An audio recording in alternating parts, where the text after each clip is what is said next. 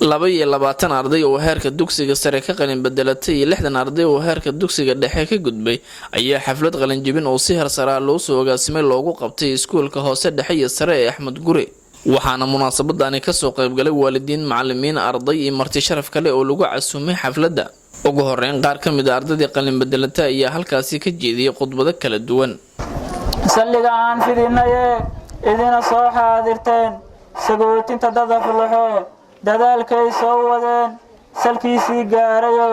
salaanka u koray sariyo dadyahu waa soo dhaweyn أيها الجمع الكريم أشكركم بمختلف أعصابكم وإجابتكم ومشاركتكم بهذه الواقعة التاريخية التي لا تنسى. بعد التحية اسمحوا لي أن أشارككم بموضوع مهم في الغاية وهو فضل تعلم العلم وأهميته. Praise be to Allah who made the knowledge the highest worship revealed in His Quran, and the greatest reward prescribed for His life is His survival, and highest reward is in the Domis Day,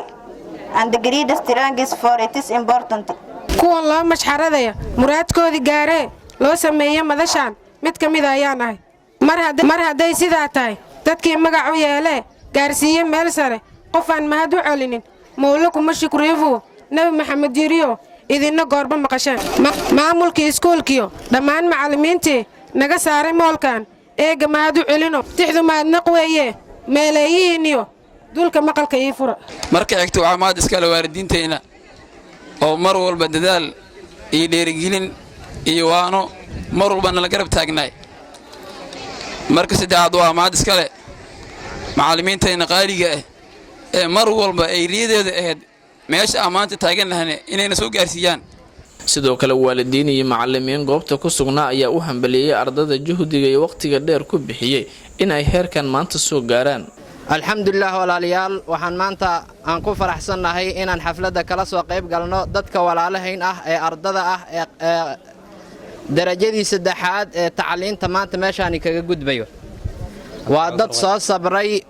dad soo sabray oo sanado aad u tiro badan tacliinta ku soo jiray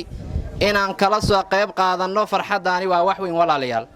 ummad kastana waxay qiimo leedahay inta ay tacliinta iyo waxbarashada iyo aqoonta ay ku dadaasho dhalinyarada hadda maarta wiilal gabdhaha ah oo hadda ka qalin jibiyay dugsiga Axmed Gure dugsiga secondary hoose dhexe kulli maarta xafladda loo dhigay aad iyo aadaan u sagootinayna dhalinyarada u socoto hadda jaamacadaha u socoto ilaahay hoo fududeen leena markuu ugu horeyso waxaa la dardaarmaynaa ardayda meel kasta ay joogaan marxaladda ugu hooseysa ha joogaan ibtidaa'i tan dhaxa ha joogaan icdaadi midaan hadda galabta ihtifaalka loo qabtay thanaawi ha joogaan kasii sarreeyaan hadday koowiin hadday bilowta oo jaamacad iyo kasii sara ha sii gaaraan haddii aan si kooban uga hadlo waxbarashada degmadu waa mid dadka damac gelinaysa hadda oo 2 sano oo isku xigtayaan waxaan ku guulaysanay degmada gaar ahaan tartankii ay taaba gelinaysay idaacadda Hirshabeelle idaacadda hiiraan weyn iyadoo 2 sano oo consecutive aan noqonay championska qaaday oo ku guulaystay tartankii ramadaanka ee waxbarasho 2 sano oo isku xigto consecutive waxaan sidoo kale bogaadinayaa in ardayda degmadu ay guul badan ay ka soo hoyeen tartankii telefishinka qaranka Soomaaliya ee aad garanaysaan anaga iyo wixiina dhaxmaray buur hakabo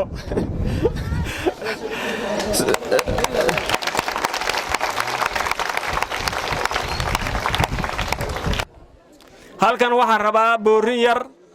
ee aan boorinayo dadka ku nool degmada Buulo Burta inaan ka soo jeediyo idigu dheeray ma insha Allah qof kasta ee Buulo Burta jooga rag iyo dumar fursad ayuu haystaa fursadda waxay tahay halkan tacliinta taala degmada Buulo Burta inuu ka faa'iideysto waxa jira dad dawladda Soomaaliya ay ku dhacday ayagoo form 3 aba form 2 ah dadkaasi maanta jaanis bay haystaan inay jaaniska ka faa'iideystaan waxa u dhiman ay dhameystirtaan halkana ay ka qaataan shahaadada dugsiga sare ay ka qaataan si ay u gudbaan jaamacadaha ugu dambeyn maamulka iskuulka hoose dhexe iyo sare ee Axmed Gure Maxamed Xasan Wehli Qorule oo xafladda soo xiray ayaa ardada kula dardaarmay in ay sii laban dadaalkooda isla markaana waxbarashada aysan halkan ugu tagin maraba hadal badan inay iraado laakiin waxaan idiin sheegayaa keliya aasaaska iskuulka ujeeddada loo aas-aasaayey ama loogu talagalay waa 3 arrimood waxaan doonayaa inaad qaadataan 3 arrimood 3 arrimood waxay kala yihiin alcilmu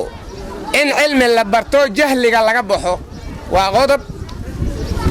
arrinta kale alwadaniya waa wadaniyada in waddanka la dhowro la ixtiraamo ummaddiisa iyo dadka ku nool iyo bulshada la ilaaliyo dhaqanka la ilaaliyo dhaqan xumada la iska daayo wadaniyada lagu dadaalo waa qodob kale iyo qodob kale oo muhiim ah oo ah islaamnimada in la dhowro tarbiyada islaamka la ilaaliyo diinta la dhowro